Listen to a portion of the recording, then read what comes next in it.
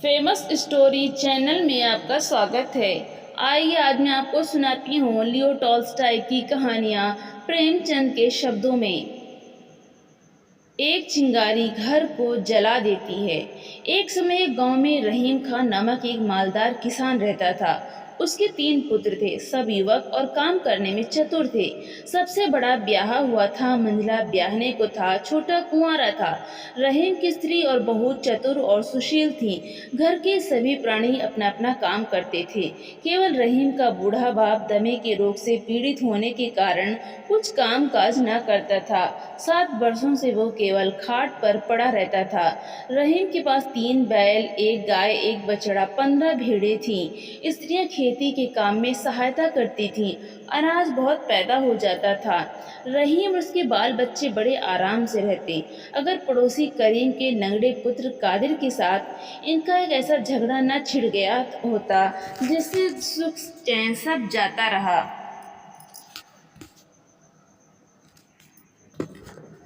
जब तक बूढ़ा करीम जीता रहा और रहीम का पिता घर का प्रबंध करता रहा, कोई झगड़ा नहीं हुआ। वो बड़े प्रेम भाव से, जैसा कि पड़ोसियों में होना चाहिए, एक दूसरे की सहायता करते रहे। लड़कों का घरों को संभालना था कि सब कुछ बदल गया। अब सुनिए कि झगड़ा किस बात पर छिड़ा। रहीम की बहू ने कुछ मुर्गियां पाल रखी थी। एक मुर्गी नित्य पशुशाला में जाकर अंडा दिया करती थी। बहू शाम को वहां जाती और अंडा उठा लाती। एक दिन देवगति से वो मुर्गी बालकों से डरकर पड़ोसी के आंगन में चली गई और वहां अंडा दे आई। शाम को बहू ने पशुशाला में जाकर देखा तो अंडा वहां न था। सास से पूछा, उसे क्या मालूम था। देवर बोला कि मुर्गी पड़ोसिन के आंगन में कुड़कुड़ा रही थी, शायद वहां अंडा दे आई हो। बहू वहां पहुंचकर अंडा खोजने लगी। भीतर से कादिर की माता निकलकर पूछने लगी, बहू क्या है। बहू, मेरी मुर्गी तुम्हारे आंगन में अंडा दे गई, उसे खोजती हूँ, तुमने देखा हो तो बता दो।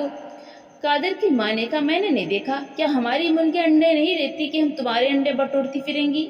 दूसरों के घर जाकर अंडे खोजने की हमारी आदत नहीं। यह सुनकर बहू आग हो गई, लगी बकने। कादिर की माँ कुछ कम न थी, एक एक बात के 100 उत्तर दिए।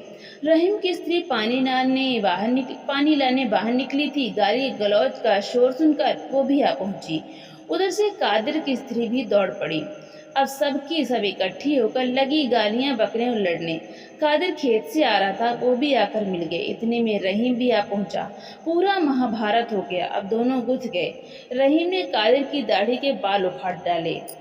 गांव वालों ने आकर बड़ी मुश्किल से उन्हें छुड़ाया, पर कादिर ने अपनी दाढ़ी के बाल उखाड़ लिए और हाकिम परगना की इजलास में जाकर कहा, मैंने दाढ़ी इसलिए नहीं रखी थी जो यूं उखाड़ी जाए, रहीम से हर्जाना लिया जाए। पर रहीम के बूढ़े पिता ने उसे समझाया, बेटा ऐसी तुच्छ बात पर लड़ाई करना मूर्खता नहीं तो क्या है। जरा विचार तो करो, सारा बखेड़ा सिर्फ एक अंडे से फैला है। कौन जाने, शायद किसी बालक ने उठा लिया हो और फिर अंडा था कितने का। परमात्मा सबका पालन पोषण करता है। पड़ोसी यदि गाली दे भी दे तो क्या गाली के बदले गाली देकर अपनी आत्मा को मलिन करना उचित है? कभी नहीं। खैर, अब तो जो होना था वो हो ही गया, उसे मिटाना उचित है, बढ़ाना ठीक नहीं। क्रोध पाप का मूल है, याद रखो, लड़ाई बढ़ाने से तुम्हारी ही हानि होगी। परंतु बूढ़े की बात पर किसी ने कान न धरा। रहीम कहने लगा कि कादिर को धन का घमंड है। मैं क्या किसी का दिया खाता हूँ? बड़े घर न भेज दिया तो कहना। उसने भी नालिश ठोंक दी। यह मुकदमा चल ही रहा था कि कादिर की गाड़ी की एक कील खो गई। उसके परिवार वालों ने रहीम के बड़े लड़के पर चोरी की नालिश कर दी। अब कोई दिन ऐसा न जाता था कि लड़ाई न हो। बड़ों को देखकर बालक भी आपस में लड़ने लगे। जब कभी वस्त्र धोने के लिए स्त्रियां नदी पर इकट्ठी होती थीं तो सिवाय लड़ाई के कुछ काम न करती थीं। पहले पहल तो गाली गलौज पर ही बस हो जाती थी, पर अब एक दूसरे का माल चुराने लगे। जीना दुर्लभ हो गया। न्याय चुकाते चुकाते वहां के कर्मचारी थक गए। कभी कादिर रहीम को कैद करा देता, कभी उसको बंदी खाने भिजवा देता। कुत्तों की भांति जितना ही लड़ते थे उतना ही क्रोध बढ़ता था। 6 वर्ष तक यही हाल रहा। बूढ़े ने बहुत तेरा सिर पटका कि लड़कों क्या करते हो, बदला लेना छोड़ दो, बैर भाव त्याग कर अपना काम करो। दूसरों को कष्ट देने से तुम्हारी ही हानि होगी। परंतु किसी के कान पर जूं तक न रेंगती थी। 7वें वर्ष गांव में किसी के घर विवाह था। स्त्री पुरुष जमा थे। बातें करते करते रहीम की बहू ने कादिर पर घोड़ा चुराने का दोष लगाया। वो आग हो गया। उठकर बहू को ऐसा मुक्का मारा कि वो 7 दिन चारपाई पर पड़ी रही। वो उस समय गर्भवती थी। रहीम बड़ा प्रसन्न हुआ कि अब काम बन गया। गर्भवती स्त्री को मारने के अपराध में इसे बंदी खाने न भिजवाया तो मेरा नाम रहीम ही नहीं।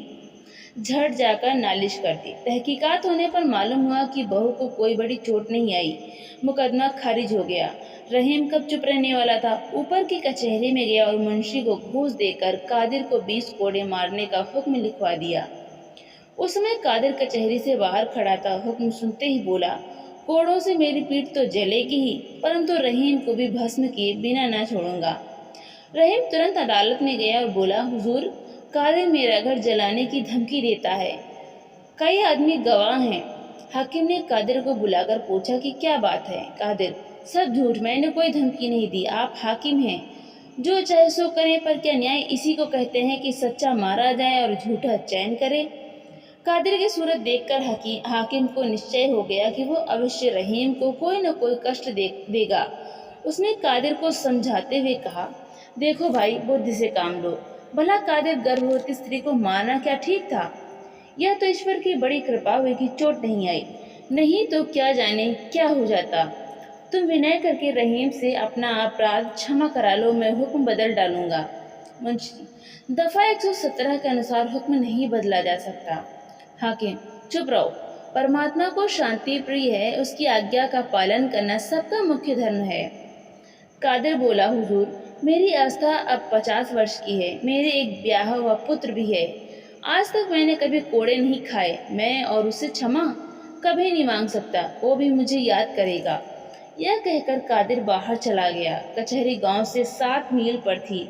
रहीम को घर पहुंचते पहुंचते अंधेरा हो गया। उस समय घर में कोई न था। सब बाहर गए हुए थे। रहीम भीतर जाकर बैठ गया और विचार करने लगा। कोड़े लगाने का हुक्म सुनकर कादिर का मुख कैसा उतर गया था। बेचारा दीवार की ओर मुंह करके रोने लगा था।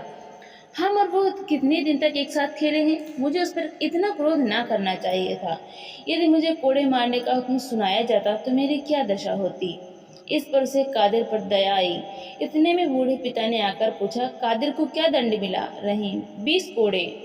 बूढ़ा, बुरा हुआ बेटा, तुम अच्छा नहीं करते। इन बातों में कादिर की उतनी ही हानि होगी जितनी तुम्हारी।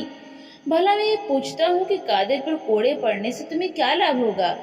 रहीम, वो फिर ऐसा काम नहीं करेगा। बूढ़ा, क्या नहीं करेगा? उसने तुमसे बढ़कर कौन सा बुरा काम किया है? रहीम, वाह वाह, आप विचार करें। वाह वाह, आप विचार तो करें कि उसने मुझे कितना कष्ट दिया है। स्त्री मरने से बची, अब घर जलाने की धमकी देता है, तो क्या मैं उसका जस गाऊं? बूढ़ा आह भरकर, बेटा, मैं घर में पड़ा रहता हूँ और तुम सर्वत्र घूमते हो, इसलिए तुम मुझे मूर्ख समझते हो। लेकिन द्रोह ने तुम्हें अंधा बना रखा है। दूसरों के दोष तुम्हारे नेत्रों के सामने हैं, अपने दोष पीठ पीछे हैं। भला मैं पूछता हूँ कि कादिर ने क्या किया? एक एक करने से कभी लड़ाई हुआ करती है? कभी नहीं। दो बिना लड़ाई नहीं हो सकती। यदि तुम शांत स्वभाव के होते, लड़ाई कैसे होती? भला जवाब तो दो। उसकी दाढ़ी के बाल किसने उखाड़े? उसका भूसा किसने चुराया? उसे अदालत में किसने घसीटा? किस पर सारे दोष कादिर के माथे ही थोप रहे हो? तुम आप बुरे हो, बस यही सारे झगड़े की जड़ है। क्या मैंने तुम्हें यही शिक्षा दी है? क्या तुम नहीं जानते कि मैं और कादिर का पिता किस प्रेम भाव से रहते थे? यदि किसी के घर में अन्न चुक जाता था तो एक दूसरे से उधार लेकर काम चलता था। यदि कोई किसी और काम में लगा होता था तो दूसरा उसके पशु चरा लाता था। एक को किसी वस्तु की जरूरत होती थी तो दूसरा तुरंत दे देता था। न कोई लड़ाई थी न झगड़ा। प्रेम प्रीति पूर्वक जीवन व्यतीत करता था। अब तो तुमने महाभारत बना रखा है। क्या इसी का नाम जीवन है? हाय हाय, यह तुम क्या पाप कर रहे हो? तुम घर के स्वामी हो। यमराज के सामने तुम्हें उत्तर देना होगा। बालकों और स्त्रियों को तुम क्या शिक्षा दे रहे हो? गाली बकना और ताने देना। कल तारावती पड़ोसिन धनदेवी को गालियां दे रही थी। उसकी माता पास बैठी सुन रही थी। क्या यही भलमनसी है? क्या गाली का बदला गाली होना चाहिए? नहीं बेटा, नहीं। महापुरुषों का वचन है कि कोई तुम्हें गाली दे तो सह लो, वो स्वयं पछताएगा। यदि कोई तुम्हारे गाल पर एक चपत मारे तो दूसरा गाल उसके सामने कर दो। वो लज्जित और नर्म होकर तुम्हारा भक्त हो जाएगा। अभिमान ये सब दुख का कारण है। तुम चुप क्यों हो गए? क्या मैं झूठ कहता हूँ? रहीम चुप रह गया, कुछ नहीं बोला। बूढ़ा, महात्माओं का वाक्य क्या असत्य है? कभी नहीं। उसका एक एक अक्षर पत्थर की लकीर है। अच्छा, अब तुम अपने इस जीवन पर विचार करो। जब से महाभारत आरंभ हुआ है, तुम सुखी हो अथवा दुखी? जरा हिसाब तो लगाओ कि इन मुकदमों, वकीलों और जाने आने में कितना रुपया खर्च हो चुका है। देखो तुम्हारे पुत्र कैसे सुंदर और बलवान हैं, लेकिन तुम्हारी आमदनी घटती जाती है। क्यों? तुम्हारी मूर्खता से। तुम्हें चाहिए कि लड़कों सहित खेती का काम करो, पर तुम पर तो लड़ाई का भूत सवार है, वो चैन लेने नहीं देता। पिछले साल जई क्यों नहीं होगी? इसलिए कि समय पर नहीं बोई गई। मुकदमे चलाओ कि जई बो। बेटा, अपना काम करो, खेती बाड़ी को संभालो। यदि कोई कष्ट दे तो उसे क्षमा करो, परमात्मा इसी से प्रसन्न रहता है। ऐसा करने पर तुम्हारा अंतःकरण शुद्ध होकर तुम्हें आनंद प्राप्त होगा। रहीम कुछ नहीं बोला। बूढ़ा, बेटा, अपने बूढ़े मूर्ख पिता का कहना मानो। जाओ कचहरी में जाकर आपस में राजीनामा कर लो। कल शबे रात है। कादिर के घर जाकर नम्रता पूर्वक उसे न्योता दो और घर वालों को भी यही शिक्षा दो कि बैर छोड़कर आपस में प्रेम बढ़ाएं। पिता की बातें सुनकर रहीम के मन में विचार हुआ कि पिताजी सच कहते हैं। इस लड़ाई झगड़े से हम मिट्टी में मिले जाते हैं, लेकिन इस महाभारत को किस प्रकार समाप्त करूं? बूढ़ा उसके मन की बात जानकर बोला, बेटा, मैं तुम्हारे मन की बात जान गया। लज्जा त्याग जाकर कादिर से मित्रता कर लो। फैलने से पहले ही चिंगारी को बुझा देना उचित है। फैल जाने पर फिर कुछ नहीं बनता। बूढ़ा कुछ और कहना चाहता था कि स्त्रियां कोलाहल करती हुई भीतर आ गईं। उन्होंने कादिर के दंड का हाल सुन लिया था। हाल में पड़ोसन से लड़ाई करके आई थी। आकर कहने लगी कि कादिर यह भय दिखाता है कि मैंने घूस देकर हाकिम को अपनी ओर फेर लिया है। रहीम का सारा हाल लिखकर महाराज की सेवा में भेजने के लिए विनय पत्र तैयार किया है। देखो क्या मजा चखाता हूँ। आधी जायदाद न छीननी तो बात ही क्या है। यह सुनना था कि रहीम के चित्त में फिर आग दहक उठी। आषाढ़ी बोने की ऋतु थी। करने को काम बहुत था। रहीम भूसैल में गया और पशुओं को भूसा डालकर कुछ काम करने लगा। इस समय वो पिता की बातें और कादिर के साथ लड़ाई सब कुछ भूला हुआ था। रात को घर में आकर आराम करना ही चाहता था कि पास से शब्द सुना दिया, वो दुष्टवध करने ही योग्य है। जी कर क्या बनाएगा? इन शब्दों ने रहीम को पागल बना दिया। वो चुपचाप खड़ा कादिर को गालियां सुनाता रहा। जब वो चुप हो गया तो वो घर में चला गया।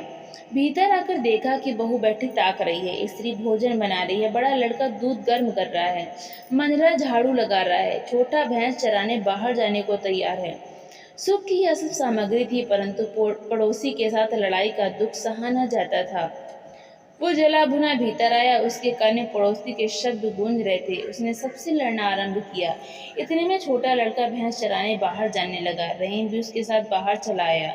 लड़का तो चल दिया, वो अकेला रह गया। रहीम मन में सोचने लगा, कादिर बड़ा दुष्ट है। हवा चल रही है, ऐसा न हो पीछे से आकर मकान में आग लगाकर भाग जाए। क्या अच्छा हो कि जब वो आग लगाने आए तब उसे मैं पकड़ लूं। बस फिर कभी नहीं बच सकता। अवश्य उसे बंदी खाने जाना पड़े। यह विचार करके वो गली में पहुंच गया। सामने उसे कोई चीज हिलती दिखाई दी।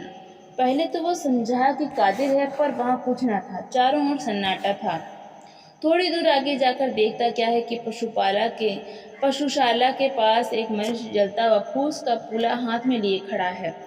ध्यान से देखने पर मालूम हुआ कि कादिर है। फिर क्या था, जोर से दौड़ा कि उसे जाकर पकड़ ले। रहीम अभी वहां पहुंचने ना पाया था कि छप्पर में आग लगी। उजाला होने पर कादिर प्रत्यक्ष दिखाई देने लगा। रहीम बाज की तरह झपटा, लेकिन कादिर उसकी आहट पाकर चंपत हो गया। रहीम उसके पीछे दौड़ा। उसके कुर्ते का पल्ला हाथ में आया ही था कि वो उसे छुड़ाकर फिर भागा। रहीम धड़ाम से पृथ्वी पर गिर पड़ा, उठकर फिर दौड़ा।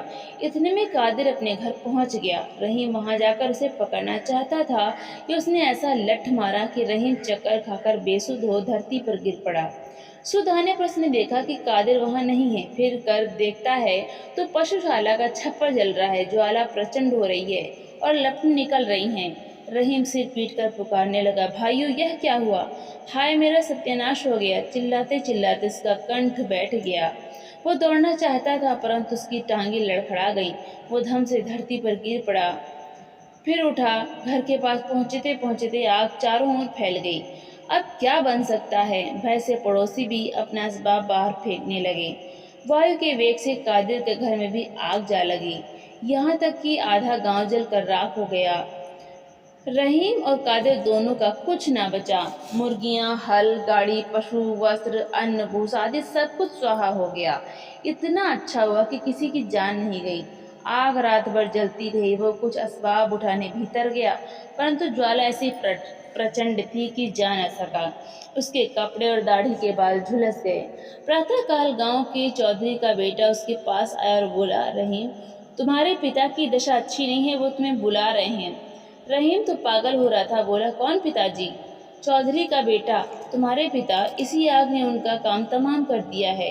हम उन्हें यहाँ से उठाकर अपने घर ले गए थे। अब वो बच नहीं सकते। चलो अंतिम भेंट कर लो। रहीम उनके साथ शरण हो लिया। वहाँ पहुँचने पर चौधरी ने बूढ़े को खबर दी कि रहीम आ गया है।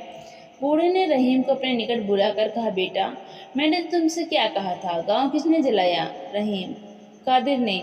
मैंने आप उसे छप्पर में आग लगाते देखा था। यदि मैं उसी समय उसे पकड़कर कूले को पैरों तले मल देता तो आग कभी न लगती। बूढ़ा, रहीम, मेरा अंत समय आ गया। तुमको भी एक दिन अवश्य मरना है, पर सच बताओ कि दोष किसका है? रहीम चुप हो गया। बूढ़ा, बताओ, कुछ बोलो तो। फिर यह सब किसकी करतूत है? किसका दोष है? रहीम आंखों में आंसू भरकर, मेरा। पिताजी, क्षमा कीजिए, मैं और खुद और आप दोनों का अपराधी हूँ। रहीम, हाँ पिताजी। बूढ़ा, जानते हो अब क्या करना उचित है? रहीम, मैं क्या जानूं, मेरा तो अब गांव में रहना कठिन है। बूढ़ा, यदि तो परमेश्वर की आज्ञा मानेगा तो तुझे कोई कष्ट न होगा। देख, याद रख, अब किसी से न कहना कि आग किसने लगाई थी। जो पुरुष किसी का एक दोष क्षमा करता है, परमात्मा उसके 2 दोष क्षमा करता है। यह कहकर खुदा को याद करते हुए बूढ़े ने प्राण त्याग दिए। रहीम का क्रोध शांत हो गया। उसने किसी को न बतलाया कि आग किसने लगाई है। पहले तो कादिर डरता रहा कि रहीम के चुप रह जाने में भी कोई भेद है, परंतु कुछ दिनों बाद उसे विश्वास हो गया कि रहीम के चित्त में अब कोई वैरभाव नहीं रहा। बस फिर क्या था, प्रेम में शत्रु भी मित्र हो जाते हैं। वे पास पास घर बनाकर पड़ोसियों की भांति रहने लगे। रहीम अपने पिता का उपदेश कभी न भूलता था कि फैलने से पहले चिंगारी को बुझा देना उचित है। अब यदि कोई कष्ट देता तो वो बदला लेने की इच्छा नहीं करता। यदि कोई उसे गाली देता तो सहन करके वो यह उपदेश करता कि कुवचन बोलना अच्छा नहीं।